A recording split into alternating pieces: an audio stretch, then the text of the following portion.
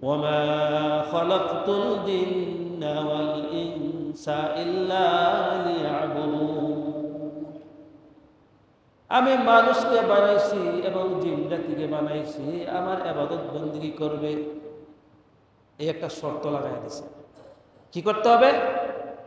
ইবাদত বندگی করতে হবে। এই জন্য আল্লাহ রাব্বুল আলামিন আপনাকে আমাকে বানাইছেন। এখন আল্লাহ যে বলছেন আমি মানুষ এবং জিন জাতিকে শুধু আমার ইবাদত বندگির জন্য সৃষ্টি করছি, এখন আপনি আমার মাথায় একটা প্রশ্ন আসতে পারে, আল্লাহ মানুষকে বানাইছে খালি ইবাদত বندگি করব, আর কোনো কাজ আছে না পৃথিবীতে? ওই কাজের জন্যই আল্লাহকে আমরা বলে গেছি। এই দুনিয়ার মায়া মোহর ভিতরে পড়ে, এই দুনিয়ার ভালোবাসার ভিতরে পড়ে আমরা আখিরাতকে বলে গেছি। আমাদের যে ঐতিহ্য, আমাদের যে ইতিহাস, আমরা কোত্থেকে আসছি, কেন আসছি, কেন আল্লাহ রাব্বুল আলামিন এই কেন কেন এই কথাটা আমরা ভুলে গেছি। হযরত আদম আলাইহিস সালামকে আল্লাহ রাব্বুল আলামিন বানাইছেন, এর মাধ্যমে বাবা আদমের মাধ্যমে আমাদেরকে এই পর্যন্ত কত কত বিলিয়ন বিলিয়ন মানুষ, হাজার হাজার মানুষ আল্লাহ তৈরি করছেন। আমাদের আদি পিতা কে? আদম আলাইহিস সালাম। আমাদের আদি পিতা আদম আলাইহিস সালাম। তো এই জাতিকে বানায়া যখন বানাইছেন, তখন ফেরেশতারা বলছিল একটা কথা, যা আল্লাহ এই আদম জাতিরে বানাইছো কেন?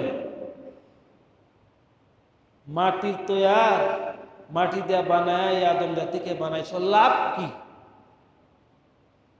এরা তো পৃথিবীতে গিয়া মারামারি, কাটাকাটি, হানাহানি, হিংসা, বিদ্বেষ, খারাপ যত আছে এইসব কালি করবে।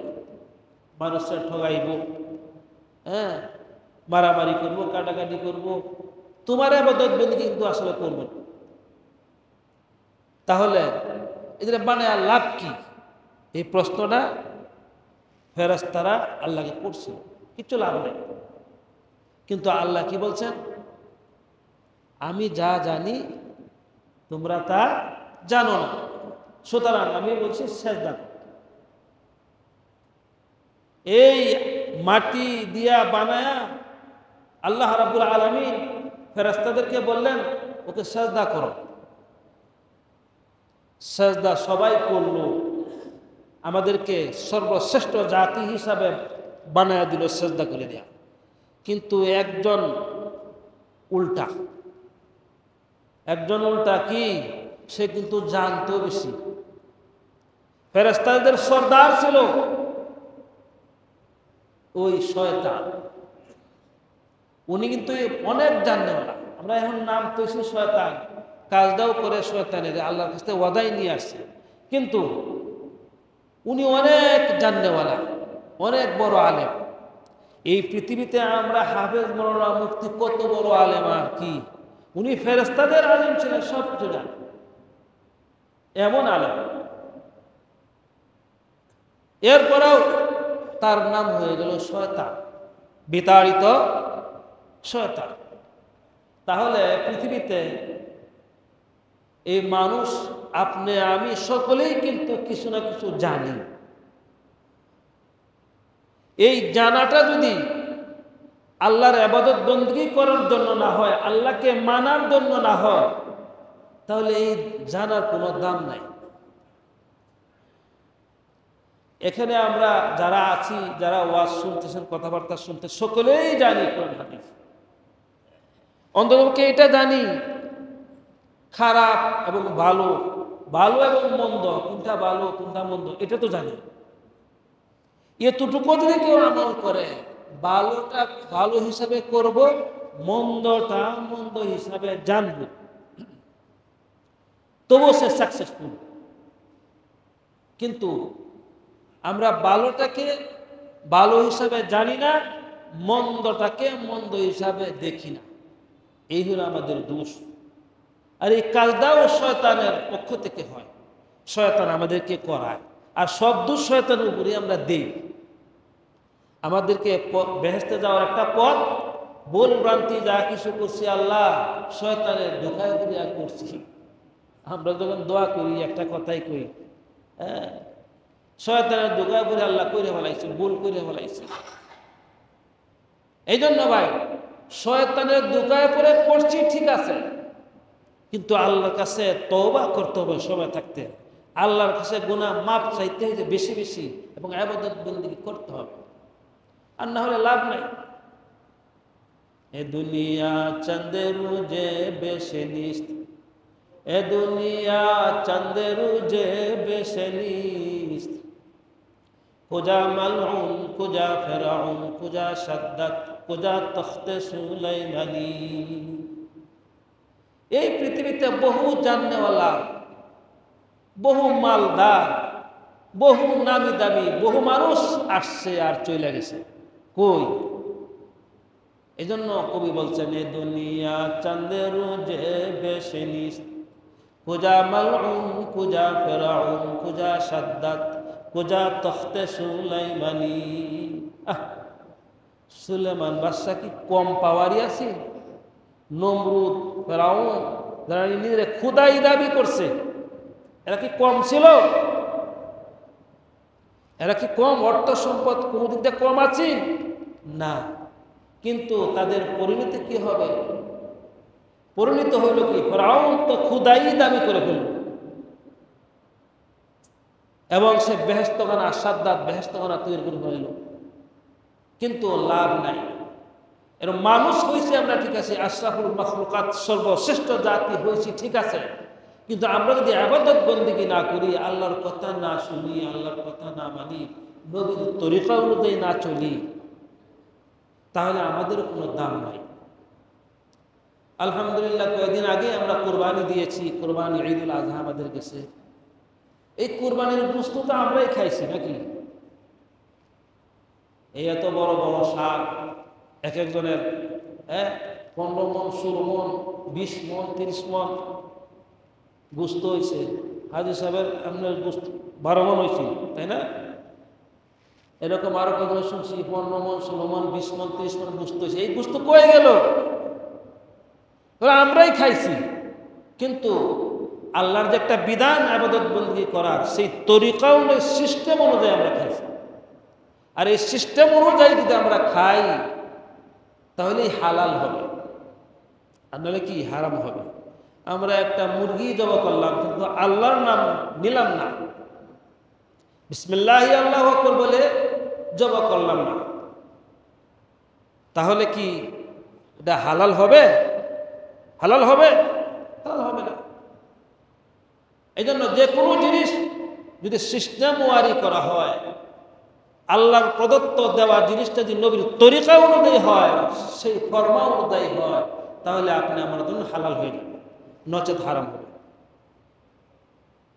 এই জন্য ভাই, সময় থাকতেই কাজগুলো করতে হবে। সময় যখন চলে যাবে, হায়াতের জিন্দেগি যখন শেষ হয়ে যাবে, তখন কাঁদিলেও আর লাভ হবে না।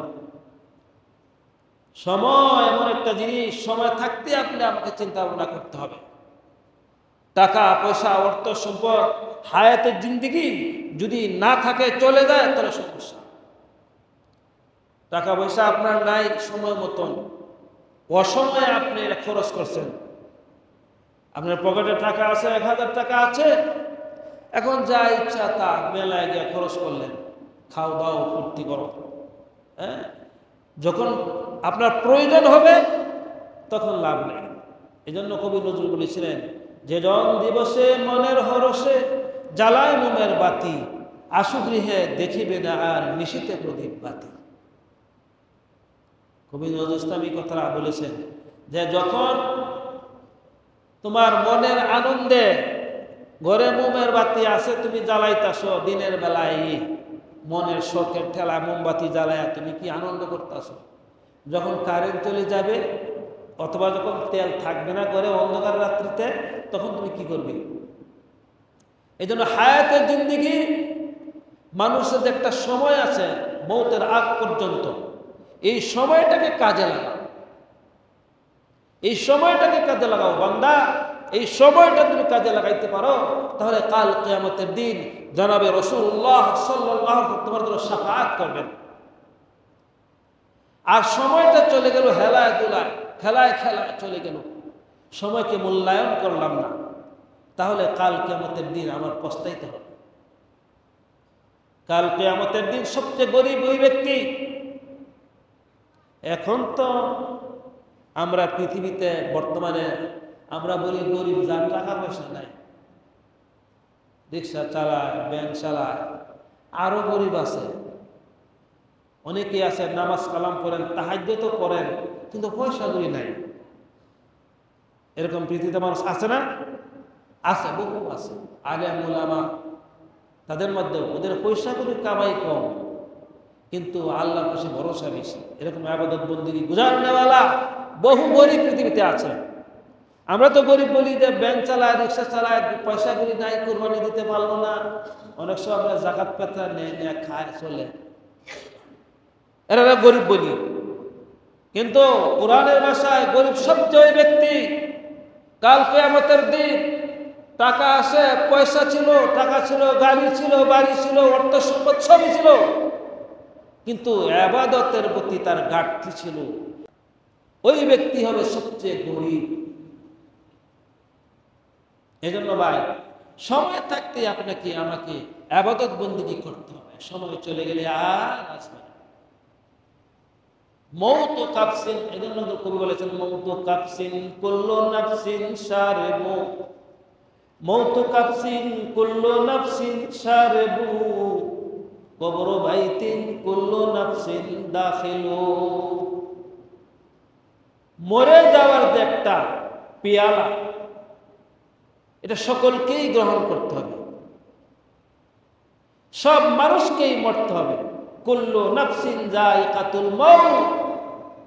আল্লাহ রাব্বুল আলামিন বলতেছেন, ওরে বান্দারা, সকলকেই তোমাদের মরতে হবে। ওদিন সকল চাওয়া পাওয়া তোমার সব দুনিয়ার সাথে মিশে যাবে। আলহাকুমুত তাকাসুর হাত্তা যুরতুমুল মাকাবির। আল্লাহ বলতেছেন, তোমাদের চাওয়া পাওয়া সব শেষ হয়ে যাবে যেদিন তুমি কি মারা যাবে। কথা ঠিক কিনা? আজ পর্যন্ত দেখছেন কোন আল্লাহর বান্দা জীবিত আছে? আমার দাদা, আমার দাদার দাদা, আপনার দাদার দাদা, কত মানুষ বাবা আদম থেকে নিয়ে পর্যন্ত পৃথিবীতে এসেছে, কিন্তু কেউ তো থাকতে পারেনি। হয়তো 2 দিন আগার পাস, 2 দিন আগার পাস। কেউ মারা যায় আগে, কেউ হয়তো 60-70 বছর জিন্দিগি হয়ে পরে মারা, এর বেশি আর না, কিন্তু হয়তো বেশি থেকে বেশি 100 বছর। মুসা আলাইহিস সালামের যুগে এক বুড়িমা কাঁদতেছে। তা মুসা নবী বলল, ওগো বুড়িমা, আপনি কাঁদেন কেন? তো আমার ছেলে মারা গেছে। তো ছেলে মারা গেছে তো কাঁদতেই পারে। তো মুসা নবী আরেকটা জিজ্ঞেস করলো কৌতূহল বশত, যে আপনার ছেলে মারা গেছে, বয়স কত? ওনার বয়স তো 450 বছর। আল্লাহু আকবার। বয়স কত? 450 বছর। 450 বছর বয়সে যেগুলা মারা গেছে, এইগুলার লাগিয়া মায়ে কান্দে। মুসা নবী বলল, মা, আপনার ছেলের বয়স 450 বছর বয়স হয়েছে, মারা গেছে, আপনি কাঁদতেছেন? এমন যুগ আসবে, এমন যুগ আসবে, নবীর উম্মতের সময় বাঁচবে মাত্র 60-70 বছর, 50 বছর। হ্যাঁ, এই কথা শোনার সাথে সাথে বুড়িমা আশ্চর্য হয়ে গেল, কি বলে, কি বলে, কি এই 60 বছর 70 বছর কি বলে? ওনার কান্না থেমে গেল। মুসা নবী জিজ্ঞাসা করলো, বুড়িমা, ওই যুগটা যদি আপনি পাইতেন, যে যুগের মানুষ 60 থেকে 70 বছর মাত্র বাঁচে, যদি ওই যুগটা আপনি পাইতেন তাহলে কি করতেন? বুড়িমা ডাক দেয়া বলে, ওরে মুসা, ওই যুগটা যদি আমি পাইতাম তাহলে একটা সেজদা দিতাম, এক সেজদায় 60 থেকে 70 বছর পার করে দিতাম। সুবহানাল্লাহ। আরে যারা 1000 1500 বছর বাঁচে হের কাছে তো 400 বছর 500 বছর ব্যাপারই না, কি বলে? আমরা 60-70 বছর বাঁচি। আমি যদি আমার ছেলে এই 13 বছর বা 2 মাস 3 মাসে মারা যায়, তাহলে কেমন মনে করে? আশ্চর্য লাগবে না? ওই যে গত পরশুদিন ওই এলাকাতে একটা বাচ্চা মারা গেছে, 6 মাস 3 মাস 6 দিন হয়েছে। এই রাজু ভাই আছেন, আমার বাসায় গেছে জানাজার দল নেবো, রাত 9টা বাজে বলতে। আমি আয়াত দোয়া জানা শুক্রবার গুরস্থানও গিয়া জানাজা দিয়া একটু বাচ্চা 3 মাস 6 দিন হয়েছে, তো বুঝেনি। হের জন্য তো তার মা কাঁদতেছে, কাঁদবে না? বড় হইল, বড় হইলে আমরা কামের করে খাওয়াইল, শিক্ষিত করলাম হইলে, হাফেজ বানাইলাম হইলে, নাহলে মৌলানা বানালাম হইলে, নাহলে দুনিয়ার পড়াশোনা করাইলাম হইলে। হ্যাঁ, দুনিয়াদারি বুঝলো, আমার কামের করে খাওয়াইল, আমার জন্য দোয়া করলো। এই চিন্তা ভাবনা নিয়ে তো ওর মাও তো কাঁদে। তো বুড়ি মা কাঁদে এই জন্য যে বয়স তো কিছুই না, মাত্র 450 বছর।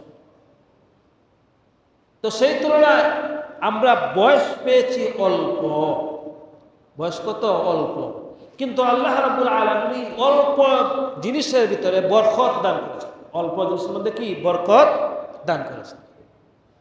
ও ভাই, 60-70 বাসি যদি এই 60-70 বছরের মধ্যে আল্লাহ রাব্বুল আলামিন আপনাকে আমাকে কিছু ইবাদত বন্দেগী দিছে, দেন নাই? দেখেন, 12 মাসে 1 মাস রোজার ব্যবস্থা করছে, 1 মাস রোজার ব্যবস্থা করছে। তারপরে একটা দিন রাখছে শবে বরাত, আর একটা দিন রাখছে শবে কদর, 2 ঈদ। তারা প্রত্যেক সপ্তাহে শুক্রবার, এই শুক্রবারকে কিন্তু ঈদ বলা হয়। এই শুক্রবারকে কি বলা হয়? ঈদ, সাপ্তাহিক ঈদ। হয়তো আমরা বুঝি না। অনেকে এই শুক্রবারে রোজা রাখে, বৃহস্পতিবার দিবাগত রাত্রে খাওয়া দাওয়া করে রোজা রাখে, ইবাদত বন্দেগী করে। তো বললাম না, আমরা আসল কি জিনিস, আমরা কোত্থেকে এসেছি, কেন এসেছি, আমাদের কাজ কি? এই দুনিয়ার পিছনেই খালি পড়ে থাকা, যে ব্যবসা করি, হ্যাঁ খালি ব্যবসাই করব, কেমনে 2টা পয়সা কামানো যায়। আজকে কামাইছি 1000 টাকা, কালকে কিভাবে 2000 টাকা কামানো যায়, এরপরের দিন কিভাবে 3000 টাকা কামানো যায়। টাকা খালি কামায় জমা করব, জমা করে গাড়ি করব, কি হবে? টাকা জমা করতে হয়তো ঢাকা একটা জায়গা কিনলেন, বাড়ি করলেন, গাড়ি করলেন, একটু ঘুরলেন, বিকালবেলা বউ বাচ্চা নিয়ে বিয়ে বাড়ি গিয়ে ঘুরলেন, এই তো দেখতেছি চোখের সামনে। হ্যাঁ, টাকা পয়সা কামানো না যায় না, কিন্তু হালাল হইতে হবে। হালাল অল্পর মধ্যে বরকত বেশি, হারামে আরাম নাই। আপনার টাকা আছে কোটি কোটি বিলিয়ন বিলিয়ন, কিন্তু শান্তি নাই, শান্তি নাই। টাকার পয়সার মধ্যে শান্তি নাই। এই যে দেখেন না, বৎসরে একবার ঈদ হয়েছে, গরিব কাঙ্গাল কিছু বুঝতে টুকরা পাইছে, যারা সুস্থ মানুষ, এরা খাইতাছে তো খাইতাছে, আরো খাইতাছে, কোনো ওষুধ নাই, ওষুধ নাই। আপনার টাকা বুঝতে কি করবেন? আপনি তো দিচ্ছেন, গুরু দিচ্ছেন, কিন্তু আপনি খাইতে পারবেন, খবর লেগে। এই সমস্যা, সেই সমস্যা, গরু বস্তু খাইলে প্রেশার বাড়ে, কত সমস্যা। আর এরা খাইতে খাইতে আরো দিত, আরো খাইতাম, তার মানে কি সুস্থ। গ্রামের মানুষগুলো এখনো কিছু আছে 60-70 বছর বয়স হয়ে গেছে, শরীরে ব্যথা কি জিনিস বুঝেই না। 60-70 বছর বয়স হয়েছে, কোদাল লইয়া লাইল সাডে গেরা, ওর রোদ কি, রোদের মধ্যে কাটতেছে, ব্যথা না। তাহলে এই যে পরিশ্রম করতেছে, পরিশ্রম করে আইয়া এই যে কুরবানির গোশত যা আছে এমন খাওয়া দিব, মাশাআল্লাহ 1 ঘন্টা ফিনিশ, মলম একেবারে। তাহলে আপনি আবার টিয়া বসে লাভ কি? এই জন্য আরামের মধ্যে আরাম নাই, টিয়ার বসে মধ্যে শান্তি নাই। শান্তি হইল কি? আল্লাহর দেওয়া বিধান এবং অল্প তুষ্টির মধ্যে, অল্প তুষ্টির মধ্যে। দেখবেন সারাদিন রোজা রাখার পরে আমাদের ইফতারের সময় খুব মজা লাগে, ইফতারিটা। তাহলে সারাদিন যে রোজা রয়েছি, এই সময় খুব ক্ষুধা হয়েছে, যাই দেন তাই কি মজা লাগে। গরিবরা করে কি সারাদিন খাটার পরে, মাটি কাটার পরে, পরিশ্রম করার পরে করে খাইতে যায়, একবারে পেট ভর্তি, মাশাআল্লাহ, কত রুচি, কাঁচা মরিচ দিয়া পানির মধ্যে ঠেলে খায়। কিন্তু আপনি আমি বড়া পেট তো মধু দিলেও ভালো লাগে। এই জন্য ভাই, সময় থাকতেই আপনাকে আমাকে ইবাদত বন্দেগী করতে হবে। তার মধ্যে একটা ইবাদত বন্দেগী হলো পিতা মাতার খেদমত করা। আমরা তো ভুলেই গেছি। এই যে এখানে আমরা যারা উপস্থিত হয়েছি, কারণ সকলেই বেশিরভাগই আমরা পিতা বাপ, আমাদের সন্তান আছে না অনেকেরই। যুবক যারা, তারা বিয়ে শাদী করে নাই, তারা ছাড়া আমরা যারা আছি অনেকেই সন্তানের বাবা, ঠিক না? আমরা যে সন্তানের বাবা হয়েছি, সন্তানের কাছে আমাদের কিছু চাওয়া পাওয়া আছে না? আছে না? আছে। এবং সন্তানেরও কিছু পিতা মাতার প্রতি চাওয়া পাওয়া আছে, যেটাকে বলা হক। কোরআনের ভাষায় যেটাকে বলা হয় হক। পিতা মাতার হক সন্তানের প্রতি, সন্তানের হক কি পিতা মাতার প্রতি। এজন্য আল্লাহ রাব্বুল আলামিন কোরআন কারিমে বলছেন, লাস্টে দোয়া আমরা করি, রব্বির হামহুমা কামা রব্বায়ানি সগীরা। পড়েন না, রব্বির হামহুমা কামা রব্বায়ানি সগীরা। আপনার পিতামাতার জন্য দোয়া করবেন, সমস্যা কি? পড়েন, রব্বির হামহুমা কামা রব্বায়ানি সগীরা। অর্থ কি? রব্বির হামহুমা কামা রব্বায়ানি সগীরা। রব, এই রব কথাটা এখানে আসছে সূরা ফাতিহার মধ্যে আছে, আলহামদুলিল্লাহি রাব্বিল আলামিন। রব শব্দের অর্থ লালন পালনকারী। পিতামাতাও আপনি আমাকে লালন পালন করেছেন। এখন হয়তো বয়স 70, 80, 90, 50 যাই যত হয়। কি গো, আমাদের পিতামাতা আসেন না? আমরা তো এমনি কলা গাছ পাইতে হয়েছি না। এই জন্য পিতামাতার জন্য দোয়া করতে, রব্বির হামহুমা কামা রব্বায়ানি সগীরা। ওগো মাওলা, আমার আব্বা আমার আম্মাকে তুমি নাজাত দিয়ে দাও। কেন? তারা আমাকে লালন পালন করছে ছোটবেলা, নিজে না খেয়ে আমাকে খাওয়াইছে, নিজে না পড়িয়ে আমাকে পড়াইছে। আহা, দুমুঠো ভাতের জন্য, যারা গরিব, অনেকে গরিব ছিল, দুমুঠো ভাতের জন্য দাঁড়ে দাঁড়ে ঘুরছে, তবু ছেলে সন্তানের মুখে দেওয়ার জন্য কত না চেষ্টা করেছে। সেই পিতা, সেই আমার পিতা, সেই মাতা আজকে কবরে চলে গেছে। তার জন্যই দোয়া করা, রব্বির হামহুমা কামা রব্বায়ানি সগীরা।